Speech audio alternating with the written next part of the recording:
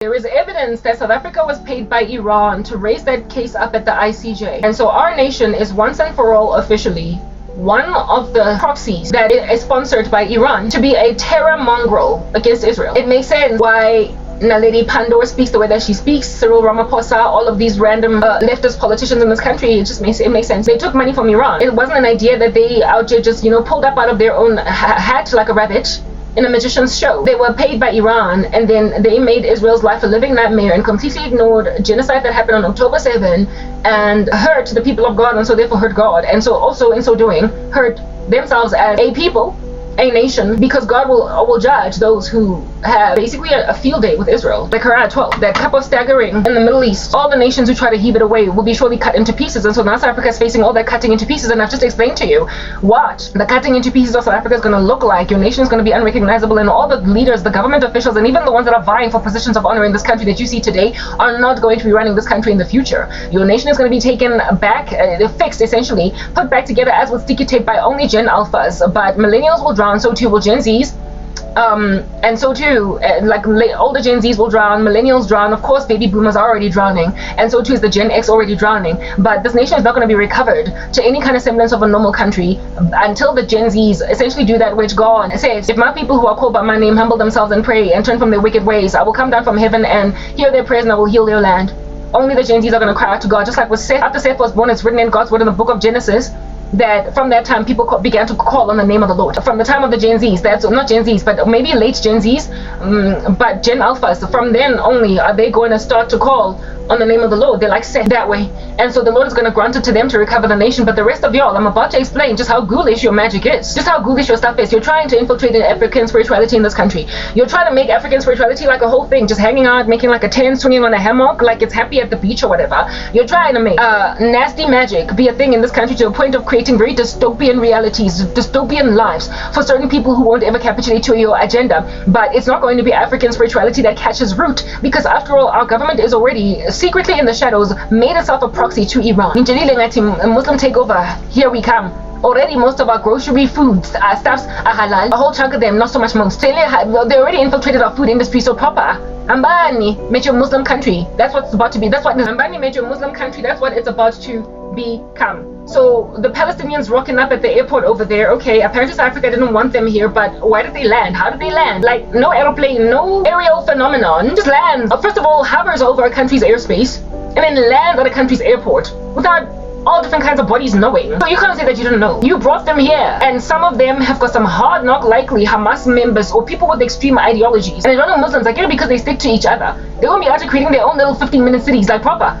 You think that Klaus Schwab's ideas of a 15-minute city and Noah Yuval Harari, the World Economic Forum, you think they'll be coming all up in our grill with like smoke up our nostrils, causing us to choke and everything, asphyxiate with their 15-minute city suggestion? You be thinking that they're all out here wreaking a whole chunk of havoc in everybody's lives, right? You think that they're wreaking havoc in everybody's uneasy lives. You proper imagine that they're wreaking havoc in wonky bonky bonka bantu's lives. Yeah, you be thinking that. But understand, Muslims have already figured out that there is value to Klaus Schwab's little idea of 15-minute cities, because they rock up in an atmosphere, right? In an ecosystem, some kind of like a geographical location. They chill there.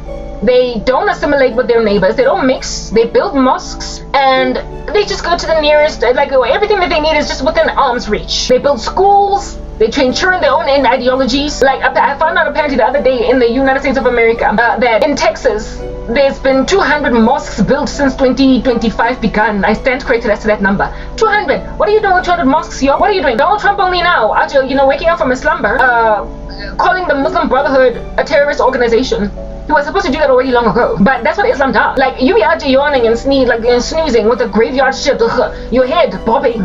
Your head bobbing. Do you understand? And then when you open your eyes again and drink a cup of coffee, there's like 7 mosques in front of you, and like 12 different women living in one house to one husband, out here popping these Muslim babies. I found out that in the US, these men, they like put a whole bunch of women in one house.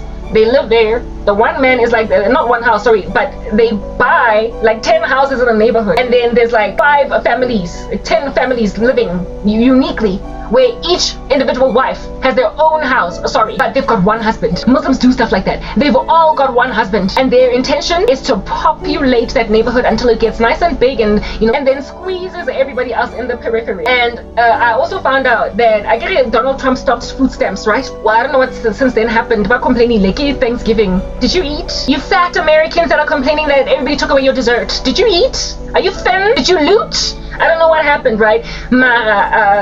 Apparently, amidst the corruption with these food stamps was just a whole bunch of immigrants, right? And apparently, a good like over 50% of food stamps in the U.S., essentially food aid, goes to foreigners that are not even documented in the U.S. I guess that's why Donald Trump stopped. Is it called EBT or whatever, food stamps? But I found out what Muslim families are doing in that particular regard, right? This one dude that's got like 7 wives living in 7 different houses are all looking like single mothers, even though they're married to one man, and they keep on making babies for this one man. You be out here in 1 year getting like 12 different women pregnant by the same guy, and these women are pregnant every single year. So if in one household you get this one apparently single woman that's actually married to one Muslim polygamist, if at all in 3 years she's got 3 new babies. In 4 years, she's got 4 new babies, because like 1 a year, right? Only taking a couple of months in between, and then you pop a new one. Yeah, I mean, what are you gonna do with like a single woman with 4 babies? You're gonna put them on food stamps. You're gonna give them, yeah. Apparently, they are draining the food stamp system, the welfare system of the U.S. by claiming that they don't have a husband, they don't have a sole provider, they don't have anything, but they're all married to the same guy, but they are claiming welfare as single women. Yeah, listen, Muslims do stuff like that. They do stuff like that, and what is their intention? We need to be able to feed children. Sometimes it gets a little bit expensive. We don't know how to finance all this stuff, so we're going to go and drain the resources of a country and claim that we're poor little widows or poor little single women with 4 children or whatever. But by the time 5 years ends, it's like a neighborhood with a cool 50,000 Muslims, all born from like, the year 2000 and whatever, from just multiple polygamists out here having multiple wives in the same neighborhood. And now that neighborhood has got like 400 mosques. I'm a tiki There's like 400 mosques in that neighborhood, and I mean, really, we gotta expand now. I told you Islam is ultimately gonna fizzle out because people are gonna get sick and tired of it. They're Ishmael, so they are every man against him and him against every man. It's not gonna win, but it's gonna get really close. What is happening over here? Islam is not gonna win, but I mean, it's gonna get like crazy close. Okay, yeah, Muslims do that. So do not look at one little aeroplane landing at some clandestine airport in, was it Lenasia or what? Listen, I don't know. Don't be gazing at that one little airplane full of Palestinians and expect, oh, it's just one little measly dot of a full stop meant a pumple and something of an airplane full of Middle Eastern jihadi. Or little jihadi babies. You know how that guy called Jihad in the UK? That kid that killed those 2 Jews in the synagogue? His name was Jihad. So, I mean, yeah, their papa ought to be naming their babies Jihad. So, you can, of course, say stuff like, oh, there's just like, 7 pregnant women in that airplane with 7 little baby jihadis, but it's just nothing. It's just little jihadis, and it's just 7 little pregnant women in a, airplane, and they're so hungry. Greta's flotilla didn't get to them on time, so let's have mercy on them. Where do they stay? Where are they living? Who's taking care of them? Who's financing their housing? I'm pretty sure they're not hobos in Hillbrow. Yeah, you know that our government is out here being hypocritical. A country that's majority black, and they're not even housing black people that are on the streets, but they are providing housing for Muslims coming from another country. South Africa is a patsy for Islam. Shilo, we are too divided as black people for us to actually entrench whatever is our ideology over here. And seeing as your ideology is ancestral worship and all this black magic and this darkness and your dystopia, you're not going to win. You're going to have Muslim little 15-minute cities making like the World Economic Forum's spawn, or what do they call this thing, like guinea pig? They're like the guinea pig of Klaus Schwab, eh? They're the guinea pig of the World Economic Forum. We told you that you must eat the bugs and live in the 15-minute city. World Economic Forum, Bill Gates, they would absolutely love the Muslim archetype or prototype of basically doing a thing, because these people know how to have 15-minute cities. They stay within, they don't assimilate, they don't mix, they don't travel very far. Their schools are within their neighborhoods, their mosques are within their neighborhoods, their education is within their neighborhoods. They be out here hooking up small little shops selling food in their own little neighborhoods. If they travel out, it's to get supplies. Like in a zombie apocalypse, they go out there to meet the rest of these random like infidels in order to go and get tons of snowflake flour, and tons of carrots, tons of whatnot. We'll get them from the infidels, but then we're gonna bring them back inside, much like in a zombie apocalypse, where you be out here going to get supplies and you meet a couple of zombies, but when you come back, you got bags of flour. Yeah, Muslims got 10-minute cities, 15-minute cities. They be building them. It's their mission, it's their strategy, and polygamy is their thing. Women are willing to let themselves be married over to like 20,000 guys, and South Africa is already a polygamy haven. This nation is already a polygamy haven. So you can track that just like a pathogen or an exponential growth curve. Just like a pathogen or an exponential growth curve. The proliferation of just one small little airplane of Palestinians in 5 years is cataclysmic.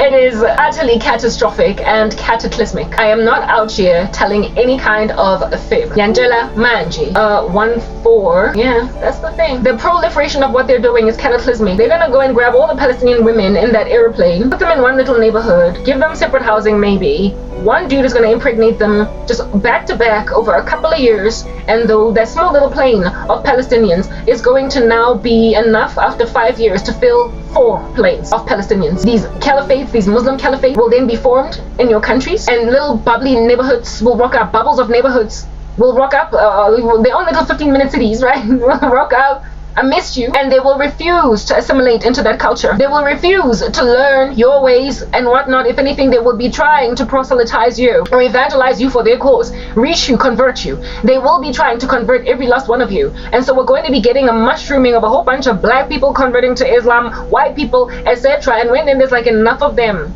roaming these streets, that's when they start to do jihad. That's when they start to terrorize, because they've got enough numbers. That's when what's happening in Nigeria happens in a country, where they will go into a village, Elimbobo, Tabang, or they will go into like some small little church, Soweto, Tabang, and they'll just start shooting people. When they get big enough in number, that's when they get emboldened to just shoot people. Because if they're still too small, like what it is that they are in the US, for instance, all they can do is riot and march, and there is a doubling down on them as soon as it becomes clear that there's like some kind of terroristic activity going on over here. And the country is maintained largely as a Christian country, but it's becoming really bizarre. And then, however, like look at what's going on in the United Kingdom. They've succeeded to create these 15-minute cities. We're ahead of our times, aren't they? But you know what? Yuval Harari. And they're not so much looking out for carbon emissions or methane emissions. They're just looking out for the proliferation of their thing that they're doing, their cult. That's what Islam does. And we had like a whole Palestinian aeroplane land on our shores, and apparently there's been a whole bunch of them just kind of landing. Unbeknownst to us, that one however caught the media's news, and there is nothing that can ever fly in your airspace and land in an airport in your country that can land in an airport in your country that you don't know is what guy, and you not be curious and surveil it and essentially just wonder, is this not a hostile threat? You will remember the Chinese spy balloon that, however, was ignored by the Biden administration. Ignored as it might have been. Nonetheless, there were a whole bunch of news networks speaking about how it is that, listen, there is a Chinese spy balloon out here hovering around over our seas. What is this thing? Over our nation. What is this thing? What is this thing? And then there's the unidentified aerial phenomenon that out here be hovering around military base sites, and then they get hit with a Dragon Ball Z. Listen, I know that's not what is going on over there, but it sounds like Dragon Ball Z of a Hellfire missile. sounds like something that could come from Pokemon or Dragon Ball Z. Hellfire missile. You know, remember those UAVs that were hit by a Hellfire missile, and they just went through them, they disintegrated and then came back together again into the same blob, evidencing that it is like some weird little anomalous technology from outside. So that Dragon Ball Z Hellfire missile that hit those UAPs would, if at all there's something strange that is foreign to your country that won't validate itself as to what it is, it can get shot down, it can get brought low, just like what it is that Donald Trump keeps on doing on those seas between Puerto Rico and America, Venezuelan drug nonsense. Then he keeps on bombing and shooting to basically disincentivize drug lords from traveling at least with American waters to bring drugs on American shores. Yeah, type establishment thing. When something is hostile on your lands, on your seas, on your shore, in your airspace or in your ocean space, or if something is trying to bring something hostile to your own country, if you're any kind of responsible and patriotic for your own nation, you will Dragon Ball Z Hellfire missile it. You will literally Dragon Ball Z Hellfire missile it. You will. So if there is like a hostile aeroplane rocking up that is not on flight logs and it's not expected to come, and we don't know what's going on in our airspace. Listen, you're going to be inquiring, you're going to send news networks, you're going to investigate and interrogate deeply, and if it turns out to be hostile, you will either arrest those people, or next time they insist on sending more of their fleet over your airspace, you will just Dragon Ball Z them. You will Dragon Ball Z them. You will Dragon Ball Z Hellfire missile them. You will do exactly that. And in South Africa, no such activity. Weird little anomalous flights that are not to be found on any logs anywhere, just landing on our shores. It's because it's clandestine, and our money-hungry politicians that don't care about people are letting them land here. And these people proliferate like cultures in a petri dish. They proliferate like pathogens, like bacteria, like viruses. And before you know it, there's like 10,000 of them in a city. Before you know it, there's like 50,000. They grow exponentially. Look at what they have done to the United Kingdom. So I warned you, South Africa. I said it. Man, I get really interested because you like that monster truck, okay? Like you be doing all that. Yeah. Okay. Smooth criminal. Tick a ding ding. Tick a ding ding. Tick a butcher. Yeah, you that thing. Smooth criminals. We are just doing a strange anomalous feat. Achieving it. Mini jungle is in jam. Barking and everything like a chihuahua. Mini jungle. Anyway, whatever. Nishilo ngati le satanake la lawyer. Hule. Di busy la for momona mustrate. You're hopping up and down people's houses on roofs. Ngamafielo, ngamaboro, ngamaroto. You're flying inside brooms. You're flying on brooms and inside bread. That's what you're focused on. While your president is not throwing, like not hitting, not shooting with hellfire missiles at strange craft that land on our shores that are going to proliferate an Islam takeover in the country. Nali peace.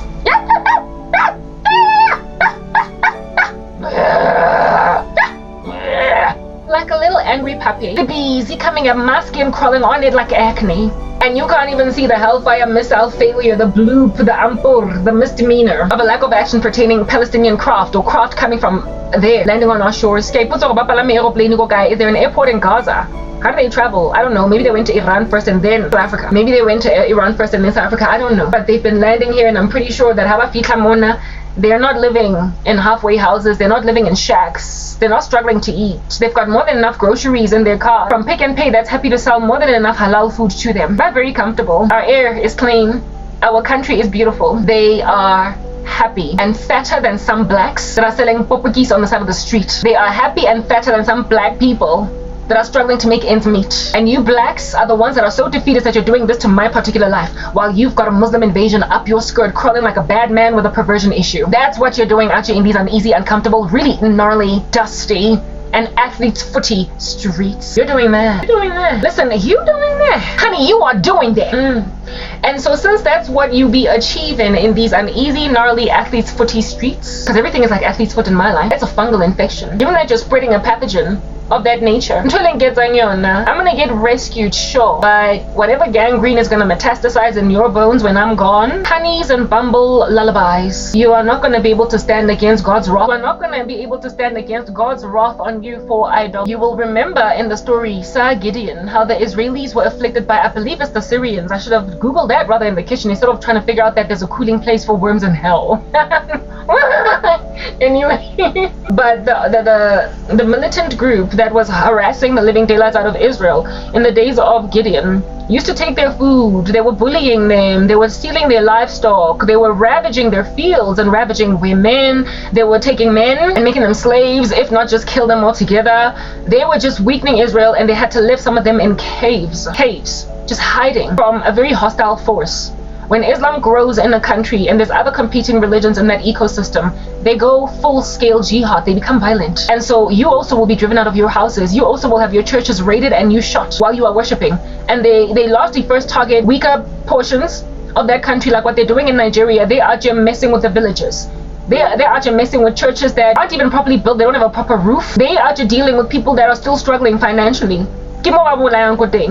So first they're going to start on the gas season. Since everybody does not care for the already poor person, there's just going to be a whole bunch of Muslim raids in Guguletu, a whole bunch of Muslim raids in the rural areas in particular. There's going, especially rural areas especially, they're going to be then brazen enough to even come into the gas. See, like I said, Guguletu, Soweto, they're going to go into rural areas, like I said, Rustenburg, Limpopo, over there, Mapumolo, KwaZulu, but in dusty zones first. And then they're going to come to like townships, is it bustling, like a Soweto, like a Guguletu. And then listen, it's only a matter of time before they are to be landing a bomb in a mosque in Sandton. It's only a matter of time before they be out ramming a vehicle or hooking up a suicide vest in a church in 4 ways. They're gonna do that. That's your country. But you see, just like in the days of Gideon, those like ravaging random, I believe it's Syrians, I stand corrected. Alright? I stand corrected. Listen, I don't know, is it the Amalekite? You're gonna have to correct me. I'll probably come back just like I corrected the fact that I called the person that was chilling with Saul in the prison cell Barnabas, and this time around I said that no, actually it's Silas. Yeah, I'll go and I'll do my fact checking eventually and then come back and correct it in my next series. But whichever the country it was that was wreaking havoc in the life of Israel, nonetheless put them in caves. They made them hide in the earth. They were starving, they were dying from famine, and all their crop, it was like worthless even to farm, I guess, because at harvest season all their grapes were gone, all their wheat was gone. All there, I could go on. So I mean, really, are you going to put an animal in a cage? So they probably even stopped herding cattle and stuff. Sheep, when you are harassed by things like Fulani militants, you will end up living in caves and stuff like that. You will cocoon yourselves, just like what's happening indeed in countries where Muslim takeovers are happening. In Nigeria, they live in fear and they are low-key kind of nomadic. They have to move from village to village, to camp, and yeah, because listen, they keep on getting harassed. They keep getting displaced in Sudan. People just keep getting displaced by very violent jihadis, moving from pillar to post trying to find where to live. And when you look at those villages, listen, they are burnt to the ground. When you look at cities where there used to be like entire FMCGs, the pizza shop with the supermarket and what have you, they're on the ground, like entirely debilitated. I was watching something of like weird little clashes, but this is not so much Islam, but this was in, I believe, Somalia. Right now, there's like crazy stuff going on over there. And this one town, not like village, if you will, the one dude decided to stay there because everybody else was running when all the militias were shooting and bombing and just ransacking and laying a joint flat. And when you look at the environment and the behind of him, like yo guys, I guess you love your home, right? And so you stick around and you try to rebuild, but how in the world are you going to stick around and rebuild somewhere where somebody has torn down? Because they're going to refuse to let you rebuild unless there is supernatural enablement of your person, just like with Nehemiah and his reforms. Hey, unless the Lord is behind you, unless the builders build in the Lord, their builders then build in vain. Unless you are building with the protections of Jesus Christ. The people who raided your wall at first, who made it desolate, the people who brought low your structures in the first place are going to keep on essentially making what it is that you're building like a sand castle. Waters will always just bring it down. The Lord is your true fortress. The name of the Lord is a strong tower. The righteous run to it and they're safe. So until you turn your hearts over to the Lord, you will try to rebuild and stay back in your village because, I mean, you know, it's your home and whatnot while all your family members run away. But if you try to build, dude, next time you're gonna die. You watched a whole bunch of your own fellow villagers pass away from these militias. Next time you're gonna die. You made it. You better do running like the rest of your family. So the brave die when they are brave apart from Christ. The brave die when their bravery has nothing to do with the Lord. The brave die when they just want to go and impend Godzilla by their meager selves. They will get stomped underfoot by its hoof. That dinosaur. When the brave do bravery, they pass away if the bravery is not in Jesus Christ. So you're not going to be able to rebuild this country. And because you're so stubborn and you love your magic, just like the people of, what do you call this thing? Of the book of Revelation, of the tribulation, they get lambasted by God's plagues. And they neither repent of their fornications, their sexual immoralities, their sorceries, their idolatries, their whatnot, and the what have you. If anything, they bash their fists at God. That is the nature of mankind when you adore That is the nature of mankind when you adore your idols, like your 50 cents in 21 questions, loving them like a fat kid loves cat. When you be adoring your idols like they that wonderful smooching lady, hey, when you adore your idols out here making out with them all the day long, understand, you will bash your fists at the judgment of God in abandoning you to your enemies and blame him for the desolation of your country instead of turn to him that you might be ensconced in war. And so hand the goddess Midianite to you. It was the Midian. He will hand the Midianites to you. He will hand the Midianites to you. They will pass away as the 38,000 strong of them as they are. They will all be made to clash against each other. There be so much discombobulation and confusion in the camp that they will turn the sword on each other, be scattered, and all of Israel will chase them out into the outskirts and ultimately kill even all of their kings. It was the Midianites. Now I am totally convinced that it's Midian. It was not Syria. Syria was the one that came up against Israel, whereas Gideon was in Judah, not so much in Israel. Israel was the one that was like knocked out first, right? Type establishment thing, but Judah was where it is that Gideon was at, and like utter like total and the Lord made sure that Judah is maintained while Israel is taken over by the Syrians, right? The Lord made sure that that's a thing because his people always had to be a people, and they always had to have a land that they got restored to. It would only be in 40 AD when all that which Israel is just got raided and ransacked, because there they rejected the Messiah. There they rejected their Messiah. So whatever remnant might have existed prior to the destruction of the temple in 40 AD and essentially the elimination and the final scattering of the Jews in 40 AD. That happened because the Jews had now had Jesus and rejected him. So that's why finally, once and for all, they just lost both Judah and Israel. They lost both. Basically, I think they were split into two, the northern part and whatnot. After rejecting their Messiah, that's when everything of theirs fell apart. Everything of theirs fell apart, proving therefore Jews ought to see that as a sign or a hint that Christ was the Messiah, proving that they had rejected their Messiah. No longer was there a remnant among them worthwhile to be called a remnant, because they all rejected their Messiah. There was no one truly righteous among them anymore. There was no longer anyone among them truly righteous that was maintained as an Orthodox Jew that has rejected the Messiah, and all the Messianic Jews were driven out, indeed, out of Israel, right, and out of Judah by persecution. And they ended up where? They ended up in Turkey. They ended up where? They ended up in Greece. They ended up where? That's why the early Bible essentially was written by the apostles in Greek, because they got the Messianic Jews were so badly persecuted and rejected that they were now living in the outliers of Israel as opposed to actually in Israel. And so therefore there was no longer a need to be out here maintaining Solomon's temple. There was no longer a need to out here be maintaining them as a people. That's when they got scattered across the world, and then they got lambasted by a Holocaust and this and the other. Later on, as time progressed, they went to Spain and were kicked out. They were this and that. Yeah, that's when all that started to happen. And so therefore Jews need to look at their history and see that we lost our everything after rejecting Jesus merely 40 years later. And is 40 not the number of God's judgment? It's giving da-na-na-na, right? These are things that ought cause people to actually be popping their eyes open and whatever, like peeling them like a banana split. Okay, cool beans and banana peels. Now let's go back to Africa de Sud, ne?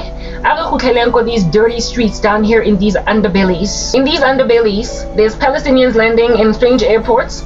They're being put in our societies, but they're going to make like a silo, like a 15-minute city, and they're going to create very extreme Islam, because in South Africa we don't have extreme Islam. The kids here that grew up Muslim are not radical at all. So the only way to radicalize Islam in a country that has Muslims but that are not radical is to bring radicals from overseas. They have to come from Iran. They have to come from Lebanon. They have to come from Gaza. They have to come from places where there's very extreme Islam in order to basically wreak havoc in the lives of all of these other namby-pamby Muslims. You know how in Sudan there's like whole-scale massacre of non-radical Muslims. Those are the tribal wars that are happening amidst Muslims. The very radical Muslims are killing the ones that are secular, like the ones hanging here in South Africa. So essentially they're going to be a snare even up the nostrils of very secular Muslims in this country that I grew up with, out here doing whatever they want to do and not even really truly being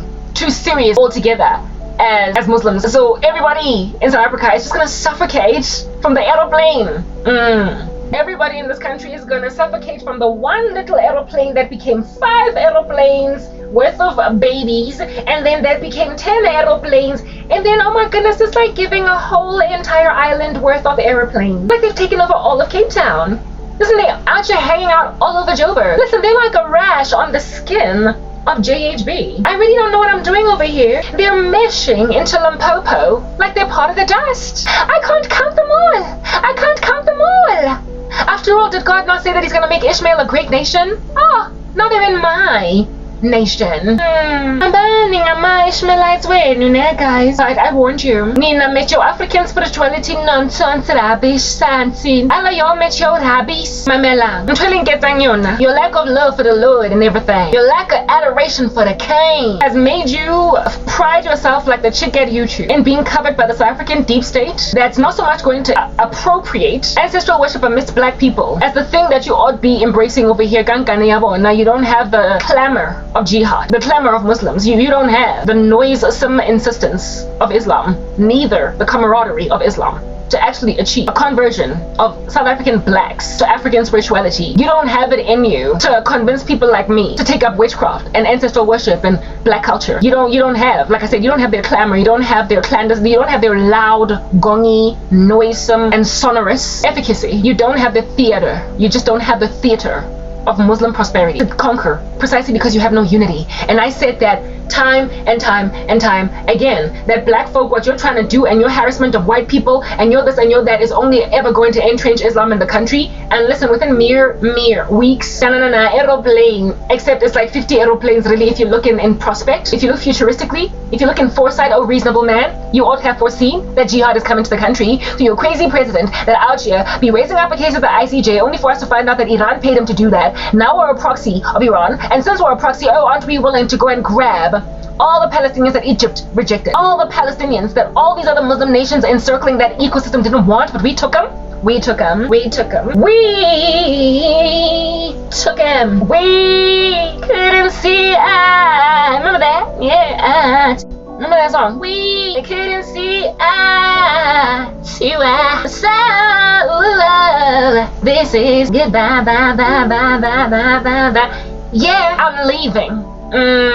The Lord has a thing about extracting his babies that be warning all these days about all these things, calamities becoming. But I get on night like Nehemiah, we are building the wall in the name of Jesus Christ, but you have no interest in rebuilding the wall. So God will incubate us as very comfortable exiles in other countries while you endure a volume 2.0 of apartheid South Africa. Then you will finally regret it, because even you're a lady Pandora's daughter, like random foreign minister lady person, her child Agazingeni that was in South Africa.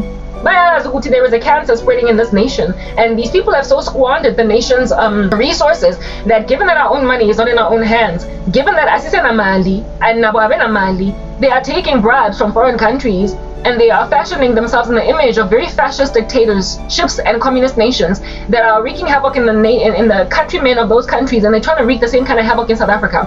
And your president is not pushing back. For what reason? Listen, don't nobody know. Your nation leaders are not pushing back. For what reason? Listen, don't nobody know. And so because our leaders are not pushing back, ultimately what would be the wholesale takeover of a country that should have been one of the healthiest to live in Africa, and in terms of freedoms, will start not to become as uncomfortable as Nigeria or Sudan, or in particular evangelicals, religious groups, or non-Muslims. Everybody is going to suffocate under the tyranny of Ishmael. Everybody will be against you and you will be against everybody. You're going to be a wild, wild man, O Ishmael. Thus saith the Lord to Hagar in the wilderness over there when she had run away. That was a prophecy given about her son. He's going to be very wild, and everybody going to be against him, and he's going to be against everybody. So given that that's Ishmael over there, he's going to go pluck out the hairs of Hindus, he's going to go pluck out the hairs of Christians, he's going to make chicken skin out of white folk, black folk, everybody. They are going to wage war against us insofar as they can become enough. First they have to be many, and then they have to pick a controversy with non-radical Muslims, try to radicalize them. If they don't become radical, they will then start to get basically tribal wars where they're clashing and butchering fellow Muslims that aren't as radical. And then, of course, coming for me, Karabo, right? They're going to come for the Christians. They're going to come for Nina, Rabish. You are infidels, I'm sure. Even in my eyes, you're infidels. You ancestral worshipping baboons in your little cocoon, thinking that you're going to live in this silo. Ingati, you are. Baibitang Disnetap or Rania in South Africa, the only little apartheid state in a whole country that has overcome apartheid. You are Rania, witches. That's who you is. That's who you be. That's who you. Bang, bang, bang, bang, bang. That's who you be, babe. I said that's who you is. Honey sugar plum bumblebee, yeah. Okay, cool beans and bananas. So seeing as that's what's happening in South Africa, and seeing as now we forecast your future, say hello Islam and goodbye Christianity and goodbye even ancestral worship. Goodbye, like whatever. Let us talk about why it is that you're going to get taken over by Islam. Herein lies the veracities and the evidences. Helena Lerato, you are causing disaster. The thing you are is too dystopian. The thing you're causing is too dystopian. Listen, let's speak with a somber tone now. Enough with the jogosity. Enough with the bounce in my step and my bubbliness. Enough with the lightheartedness. Let's get gongy serious. What the hell, black people? You are killing black people. And now you're spreading over into other ecosystems. I had a dream. I was locked outside. your house. Let us tabulate ditoro tse modimo ang bontshitseng ka lena ha le kopane, cause you think you're Minamu in cow, Minamu and a cow. Little cows eating fodder, otherwise known as Christians. Mamilang Minamu Lasing. Mamilang ne Lasing. My name is Karado Shishlokele Shlungwani. I was born in 1984 on the 8th of August on a cruel winter morning because of the fact that I was born at all. Because like Job, you've made me hate the day that I was born. So it was a cruel winter Wednesday morning when I was born. Only because South Africa has made my life a living nightmare. And those people that have made my life a living nightmare are black, and I miss them are my own family members. There is absolutely toodly no avenue of any kind of reasonable activity on their part where I am concerned, because they're thinking about nothing but, again, cow eating fodder, or your spit is just kind of like, mingled in there. Minamu and cow. Minamu starts with me, precisely because you're always thinking about me. Your name is a cow that starts with me. Minamu and cow. Minamu and cow. You're a cow whose name starts with me. Eating fodder all the day long. Otherwise known as your own family members, own friends. Oh, Minamu the cow. A cow's there for the eating your steak. And ultimately you're going to be on the plate of Islam. I'm eating meat. Namu and cow. You're going to be devoured by Islam like the cow that you are. You're just meat. And the thing that's going to make Islam conquer a black majority is their camaraderie, which you lack. I had a dream I was locked outside my own country. I had a dream I was pregnant by a spawny, nasty devil worshipper, and I never worked a day again in my life. He said you'll never buy anything else, cause I'm here to reign. I had a dream of, in particular, this Bud Madlisa and his dad, some tycoon and some CEO guy, father-son pair. And I had a dream of his dad, Mpandane, and like he's like half bird or whatever. He's just really ugly. Anyway, he's half a bird. He's a spawn. And his particular taste of spawn is involved with fowl, like some bloomed fauna. A bird. Poultry. He is a bird. He is mixed with a bird. And that random bird. Thoroughly, I don't know why being mixed with a bird, he don't got no hair, but he ain't got no hair, you know what I'm saying? Anyway, whatever. And because I keep on insulting Mpandani, any kind of like seemliness, when I get a side piece, a wife, another wife, listen, a lot of stuff. But he doesn't have nearly as many STDs as his child. And this guy said to himself, because he was offended that I insulted his Mpandani, even though you're such a furry animal that you should have more hair than that. But nonetheless, it turns out that from the DNA of the bird that he's mixed with, he didn't inherit just like hairiness, at least not up top. That rando was like, she will never work again. Oh, what is it, Big Daddy? You're so mad, you're so angry. Oh, you're blowing steam out your nostrils. Listen, you are red, you're fuming, your eyes are all like red. Oh, what is it? He's so mad. Oh, and now when he's angry, like his little forehead like glistens in the sun because he starts to sweat. You guys, eh? You should start squawking. I get while sweating. Exercise actually makes hair grow. That's a thing, right? I can give you hair tips. Like, I'll be out hooking you up with like a paste, Greek over there, but I'm not gonna touch you because I told you, avoidance is key. But like this guy that cannot like exploit that all his pod bird, he should at least, seeing as he can't be with like a head of hair, at least squawk, like do something birdie or fly. Spread your wings and prepare to fly. You have become a butterfly. Oh. But like instead of a butterfly, you a bird. The Muntulana is unredeemable. He can't get saved, and it's what I'm busy talking about right now. There are a whole bunch of minions working for people that can't even get born again, and their country is going to be unrecognizable, and one day they're going to be living in caves because of Islam, just like the Israelites before Gideon was raised up by the Lord in dealing with the Midianites. Mpandlani guy walona. He should start squawking like a bird. He's a bird, I get it. You will never work again unless you're my PA.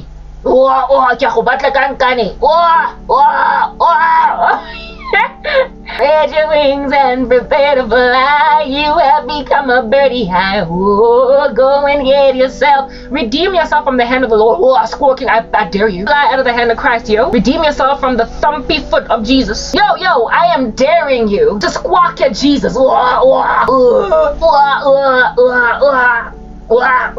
Squawk at Christ, because you be squawking at his disciple. Go and wave your shiny bandana to the Lord and cause heat, like the way that you would grab like a magnifying glass to the sun and would burn a piece of paper. You be out there burning me like that piece of paper with your bandana. Do that to the Son of Righteousness that comes with healing in his wings.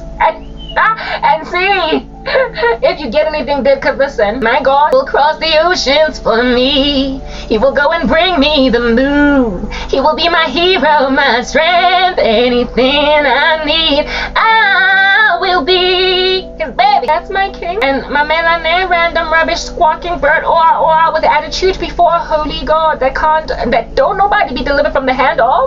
He's got the whole world in his hands. He's got the whole wide world in his hand. He's got the whole world in his hand. He's got the whole world in his hand. Half man, half bird, he's squawking rando one chimbwam bandani. In his hand, cannot defy the decree of the Lord. In his hand, he's just a tiny little minion in the hands of jihad. He's got the whole world in his hand. The Hebrews were handed over to the Midianites. They were handed over to, in the days of Gideon, and they were handed over to, I believe, the Syrians in the days of Deborah, and they were handed over, or is it the Philistines in the days of Deborah? I stand corrected. And they were handed over to Moab. Not handed over, sorry. But they were facing, no, those ones were not guilty or whatever, right? And they were handed over to the Babylonians in the days of King Manasseh, etc. Because of, listen, say it to me now, drum roll. Idolatry. Yeah. Hey?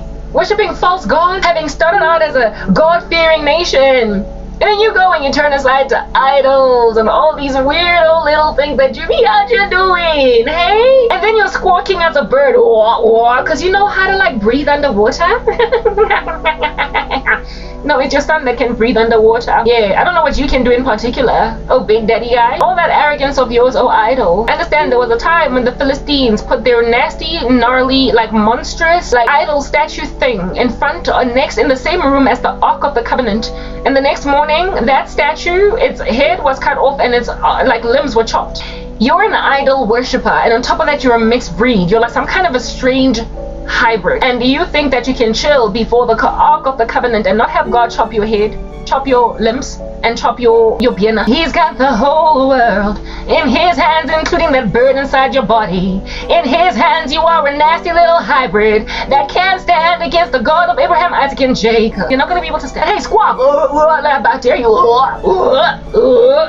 Listen, squawk! Because you're squawking at my God and saying that this God who's got the whole world in his hands, in whose hands where there are pleasures everlasting, and who rocks up with his reward, is somehow subject to your witchcraft that makes sure that I will never work again a day in my life. I'll never work a day ever again. I'm going to be so poor. Listen, I'm gonna cry. My God got everything in his hands, and you're a squawking idolatrous bird that is chilling before the temple of the Holy Spirit, who is his disciples, and so therefore you're gonna die. You're an idol in and of yourself. People worship you. They're so scared of you back, Saba. But land, they shake like leaves. Like you're a tempest in a blizzard. Yeah, but whatever it is that has caused God's people on the ground to shake before an idol, they're gonna get over it, because after all, when you're living in caves as a result of Islam, when you can't out here enjoy your own city, when all your food is now halal, like, hey, listen, the squawking bird, we don't know what's going on over there. It was a mistake, it was an error. It was a problem. But guess who's going to discover it was a problem? Only the babies. You little bambinos, you Gen Alphas. They're the only ones that are going to realize that their parents were such heinous idol worshippers. And that's why Islam took the country over. But Islam will have so ruined us, they will have so wreaked havoc in our lives, that ultimately living in caves, just like Seth, from that day, they will finally call on the name of the Lord. But as for you millennials, listen, your country's done for. As for you Gen X's, listen, your country's done for. As for you later Gen Z's, country's done for. The Lord is giving the land over to very young Gen Z's and Gen Alphas, and then some. Alpha, Beta, whatever. The rest that come after that. Delta. Gen Delta. Listen, how long can you just keep on using a Greek alphabet here? Why not just one? Okay, whatever. Gen Generation 1. That would have been so easy. But you be out joking up Alpha because you fancy. Anyway, whatever. Go with your Gen Alpha. Beta, I think Delta's the next one. After that, listen, I don't know. Omega? I think that's Z. No, by the time Omega comes, listen, the Lord would already rocked up. Maybe at Gen Omega, that's the second coming of the Lord. You tell me. Generation Omega, that's the second coming of Christ. It might be. It just makes sense. Anyway, whatever. So given that he's got the whole world in his hands, he's got the whole wide world in his hands, he's got the shiny little furry in his hands, and it's an actual animal and not a human being with kitty litter. In the bathroom, I'm lying around. Listen, black people, I had a dream of one of your little half bird, half whatever that are very angry at me for refusing a job with him, so he can just ogle at me and bewitch me from my desk after making me his personal assistant, even though Papa I've got better skills than that. And akibato sebeletsa wampandlane waskobo ongang otongselang abangkuba after ke still mohana, because the Holy Spirit's to be out coursing through my veins. Ew. That's why him and his baby boy are gonna die together. Hey, he's like Saul and one of Saul's sons in battle. Bashona and Dawong, you know how Saul and his children died in the same battle? This Oki's gonna die with his son.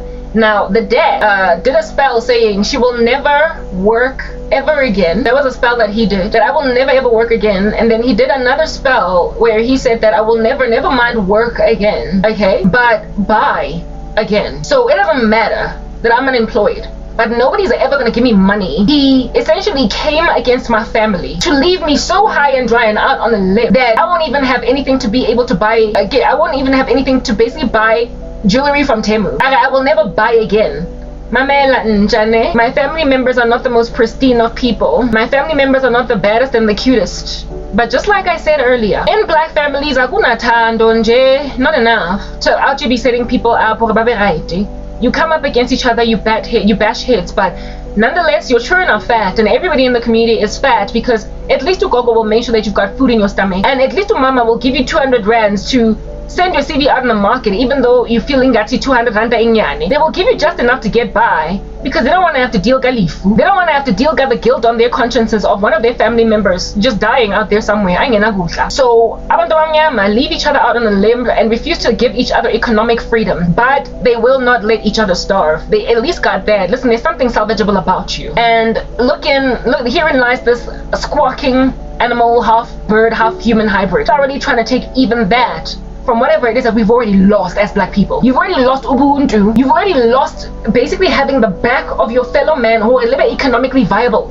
As a whole village, as a whole community, you are so violently competitive that you are making sure that people are not stronger than you, bigger than you, have a bigger, better job, a bigger car, bigger house, bigger, better husband. That much you are competing and making sure that you keep each other nice and lowly, but you can't starve each other to death now because apparently you're not that mean, right? Well, herein lies one of your little monsters, because things get really bad. When you're deeply involved in the occult, you go from bad to worse. Now he wants to take even that away. Now there are people who are actively trying to make my family leave me out on such a limb that Abantubayiti will no longer listen, be content with me having black A1 so high and dry that ultimately I'll just pass out and pass away. Any kind of sense, they don't treat me any kind of normal and any kind of right? Mara the random zena have made sure at least and every so often Mara, they will never ever give me financial independence. Abusive. They'll never give me economic independence.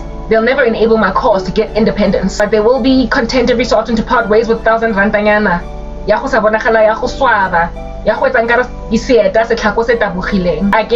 Hey, that guy's trying to take even that away. I mean, do you see how you're just gonna break apart until you're no more? Because witchcraft does work, yella. If at all, people feel as if the spirit of Christians is so strong, or the spirit of certain people, even though they're not Christians, is so strong, it's so sterk, so as Hercules, she's so unbreakable. Ooh, the moon, she's Herculean, she's Hulk-esque, she's Achillean, she's Superman without kryptonite. Listen, oh strong. If at all, some people just don't budge in spite of your witchcraft because it makes you so demon-possessed. Upon Foster, you will give a woman excruciating headaches until she takes too much medication for her to be any kind of efficacious spiritually when she is praying. And then you will try to cause her cat to die, like the random beefy, big, chunky cheese cop lady that with her friend out here mess with my cat. I'll get to that dream. But you will also try to make my family members abandon me whole scale, to a point where I'm just going to be something just passing away at the back of my mom's house. ukuthi bazogcina nje fela ba breakile down umoya khona because there was a funny smell komurago and we haven't seen Karabo in 3 days. That level of neglect and abandonment to a point where ngizotholwa mina isidumbu sami sesinuka. They're trying to get that done. It's bad enough that black people don't care about each other's prosperity, but my goodness, at least they keep each other fed. At least they make sure that their children get fat, and at least nobody out here has to be struggling with a kid that's not getting an education. They are too defeatist to be strong enough to form an ancestral worshipping caliphate like the Muslims, but at least ain't nobody out here gonna get too emaciated. Nobody's getting any kind of anorexic. Not on my watch. I'll give Karabo all the kotas of the. If anything, I've been complaining that my rings don't fit. But now this guy's like, she will never mind, work again. Oh, you think you can't control me, Joboa? Brother, I served Agorada Unabasa. What's happened with you, eh? At mean I'll never work again. Oh. Except, listen, you're not exactly Trump, are you? You're not even Cyril Ramaphosa. You're just some big business idiot. One Bandani that's gonna die very soon.